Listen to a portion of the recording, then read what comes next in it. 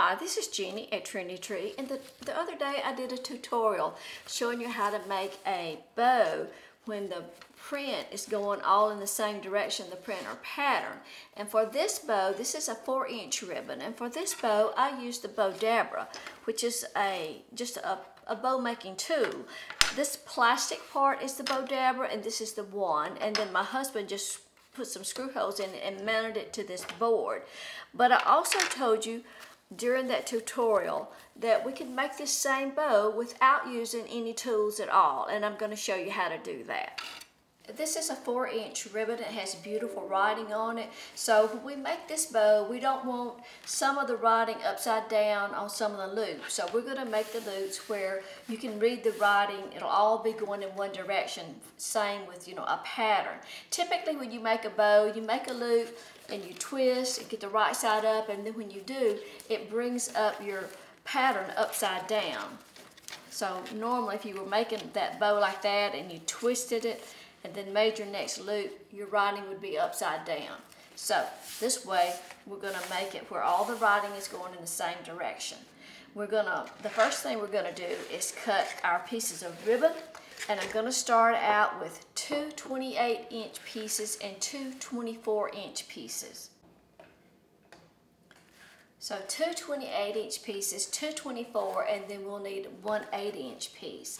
We're going to start with a piece of the 24-inch, and I'm also going to use some floral wire. This is just paddle wire. This is the silver. You can get it in silver or green. It doesn't say what gauge it is, but it's just floral wire, and I'm going to cut about a 24-inch piece. Always use your wire cutters to cut your wire, not your scissors. And then I'm going to take that wire and just double it for now and lay it aside. We're going to be making this bow sort of from the bottom up. So the first thing we're going to do is take one of the 24-inch pieces, and that's going to be our tails. I'm going to fold that together.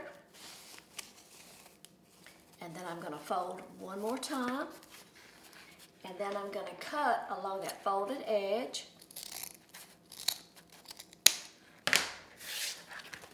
and then that's going to make my ribbon tails with the chevron cut. Okay, now I'm going to find this is going to be about a 12-inch bow, so I'm going to find my 12-inch marking on my board, which will be right along here.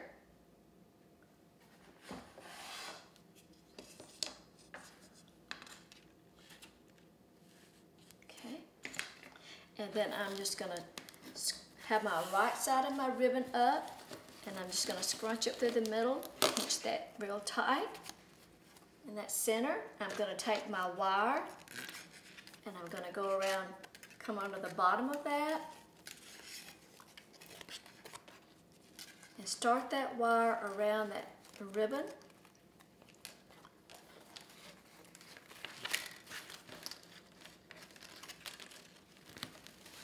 Just twist that together as tight as I can. Twist it tight as you can without breaking your wire, of course. All right, and then I'm just going to put one of my pieces of wire up out of my way toward the top and one toward the bottom. So that's going to be my tails, and when I'm finished with the bow, I'll bring those tails around that way. But right now they can lay just like that. Okay, now the next thing we're going to do is take a 28-inch, let me get my ribbon out of the way. One of the 28 pieces of ribbon, and I'm going to flip it over, and I'm going to fold those edges together and overlap them a little bit. I want to fold them enough that they're overlapped enough to where they won't pull out, because we're going to wire them together. And then I want my loop to be 12 inches. So that's about right. And I've got my right side up. Okay, my ribbon is lapped over that way. Lap that just a little bit more. And then I'm going to pinch that. I don't have that lapped as much as I want. Sorry.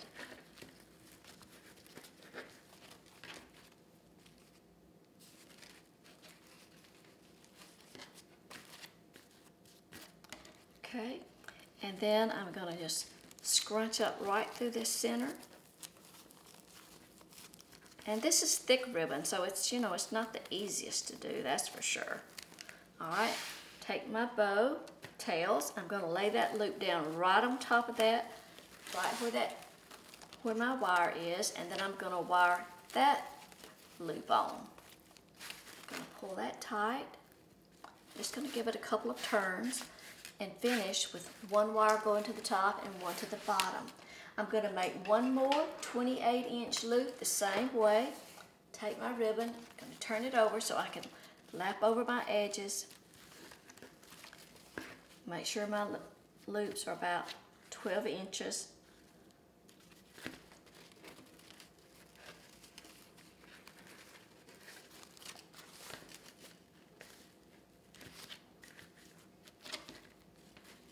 You want to keep your loops for the two bottom loops about the same size.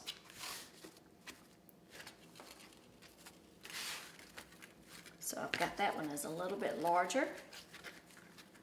So I'm going to lap my ribbon over just a little bit more.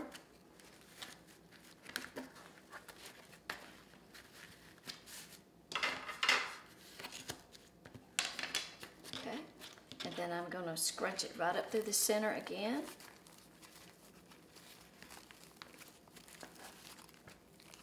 Pinch that.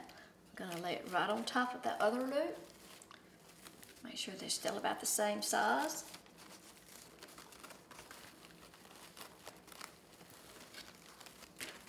Twist that wire together a couple of times.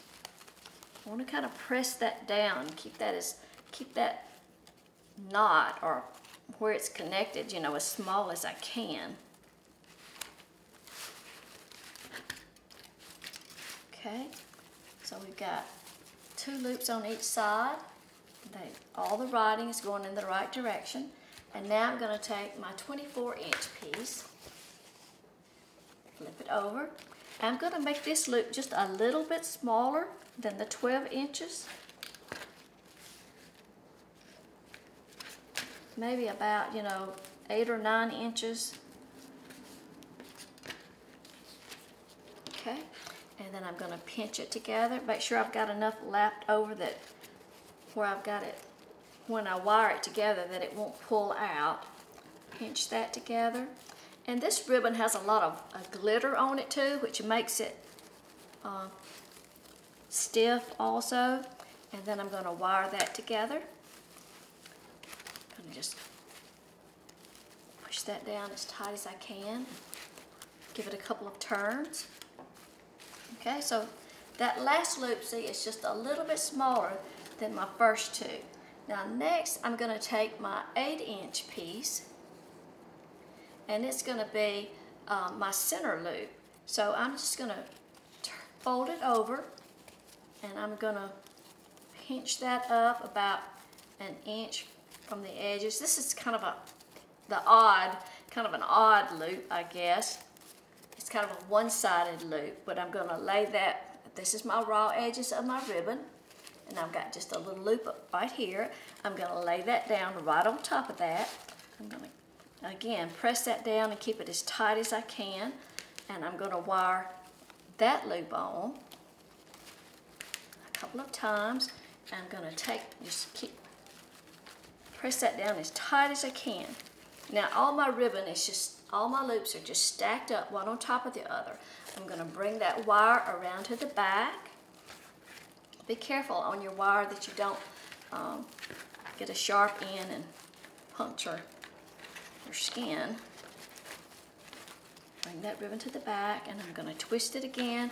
And if you need to at this point, that wire, if you'd rather like attach your ribbon, attach your bow to your wreath or whatever with the chenille stem, you can take a chenille stem and just lay it right there and secure your wire around it, and then that way you'll have your chenille stem to attach your bow to your wreath. But just turn that wire a few times.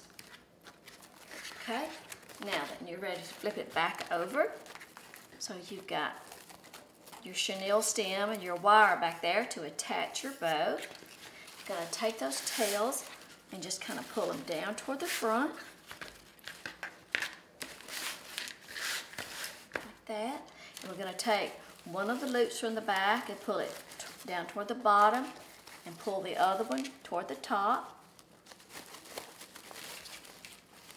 And then just kind of fluff out that top loop.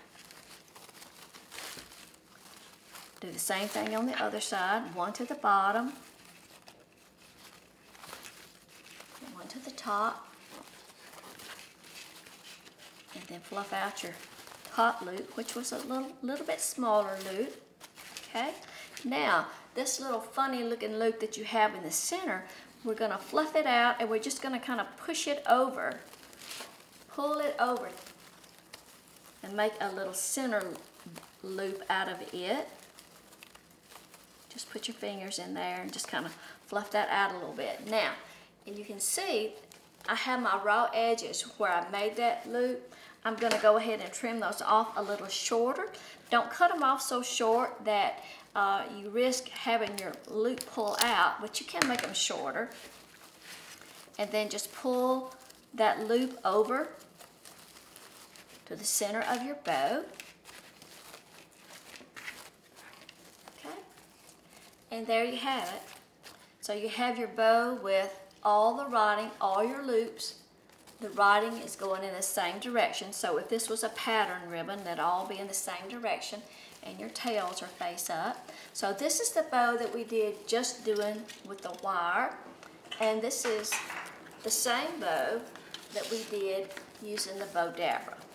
The bow dabber just makes it a little bit quicker and a little bit easier, I think, because all it's doing is just holding the ribbon, whereas with this one we had to secure the wire each time we added a loop, and that's just a little bit harder to do. So to me, you could do it certainly, but you know, it's really easier, I think, using the bow dabber, and of course they turned out the same.